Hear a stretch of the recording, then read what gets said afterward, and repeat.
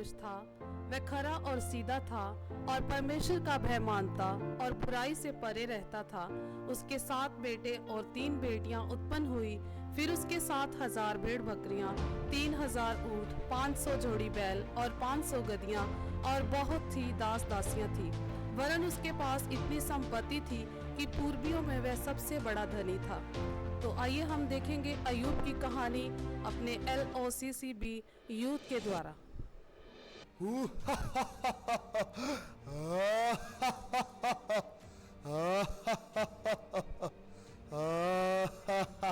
तू कहाँ से आता है? पृथ्वी पर घूमते फिरते ढोलते डालते मैं यहाँ पर आया हूँ। क्या तूने मेरे दास अय्यूब पर ध्यान दिया है? क्योंकि उसके तुल्य खरा और सीधा और मेरा भय मानने वाला और बुराई से दूर रहने वाला मनुष्य और कोई नहीं है। क्या अय्यूब परमेश्वर का भय बिना लाभ के मानता है? क्या तूने उसकी और उसके घर की और जो कुछ उसका है उसके चारों ओर बाड़ा नहीं बांधा, परंतु अब अपना हाथ बढ़ाकर जो कुछ उसका है उसे छू, तब वह तेरे मुंह पे तेरी निंदा करेगा। सुन, जो कुछ उसका है वह सब तेरे हाथ में है, केवल उसके शरीर पर हाथ ना लगा। मालिक, सभा के लोग सब बैल और गधियों को ले गए हैं और तेरे सब दासों को मार डाला, केवल मैं ही बचा हूँ। मालिक, परमेश्वर की आग आकाश से उतरी और सब भेड़ बकरियां जलकर भस्म हो गई, केवल मैं ही बचा हूँ। ये क्या हो रहा है? हे मालिक, तेरे सारे बच्चे मर गए, मैं अकेला ही बचा हूँ तुझे समाचार देने के लिए। मेरे बच्चे, ये क्या हो गया?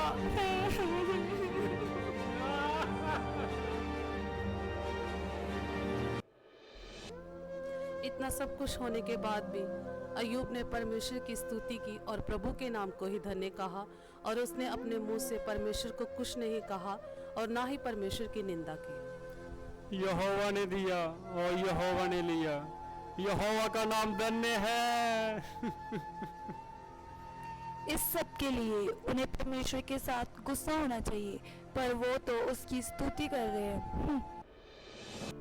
इतना सब कुछ होने के बाद भी जब शैतान ने देखा कि अय्यूब ने ना तो परमेश्वर को भला बुरा कहा है और ना ही उसने परमेश्वर की स्तुति करनी छोड़ी है, तो वह फिर से परमेश्वर को अय्यूब के खिलाफ उकसाने के लिए परमेश्वर के पास जाता है। तो आइए हम देखते हैं परमेश्वर और शैतान के बीच की बातचीत।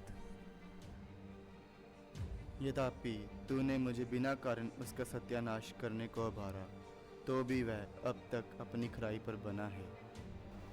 खाल के बदले खाल, परंतु प्राण के बदले मनुष्य अपना सब कुछ दे देता है। इसलिए केवल अपना हाथ बढ़ाकर उसकी हड्डियां और मांस छू, तब वह तेरे मुंह पर तेरी निंदा करेगा। सुन, वह तेरे हाथ में है, केवल उसका प्राण छोड़ देना।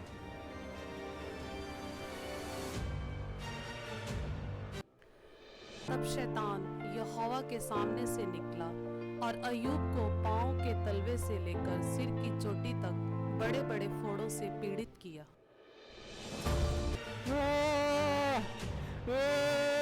ये क्या हो गया?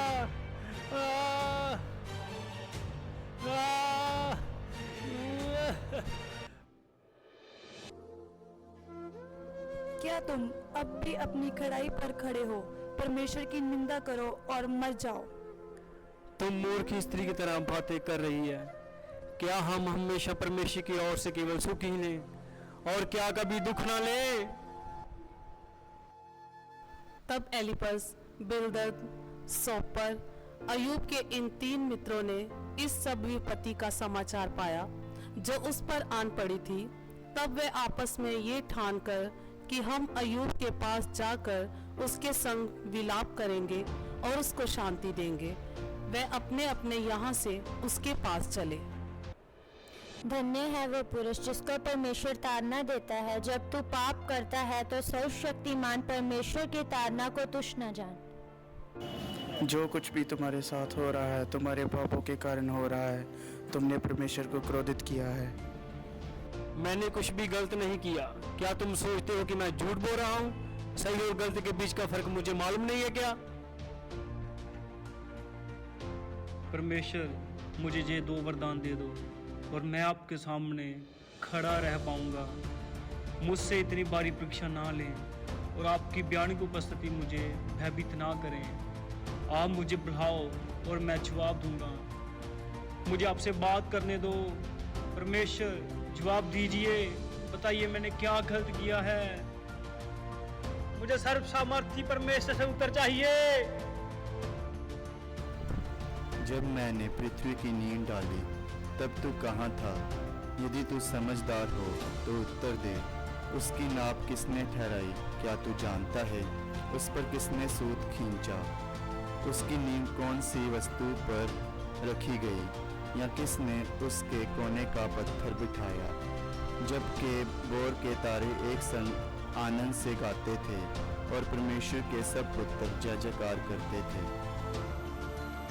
मैं जानता हूं कि आप सब कुछ कर सकते हैं, आपको कोई नहीं रोक सकता। आपने पूछा वो कौन है जो इतनी नासमझी से मेरे ज्ञान पर संदेह कर रहा है। वो मैं हूँ।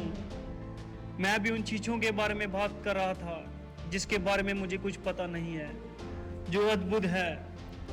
मैंने कानों से आपका समाचार सुना था, परंतु अब मेरी आंखों ने आपको देखा है। मेरी कही हर बात को मैं वापस लेता हूँ परमेश्वर। मैं धूल और आग में बैठकर पश्चाताप करना चाहता हूँ। मुझे माफ कीजिए परमेश्वर, मुझे माफ कीजिए।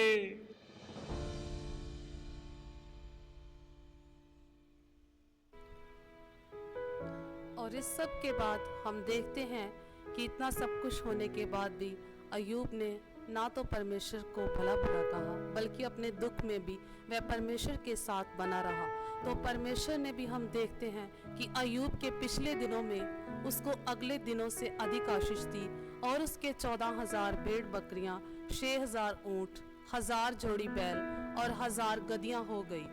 और इसके बाद अय्यूब 140 वर्ष तक जीवित रहा और 4 पीढ़ी तक अपना वंश देखने पाया।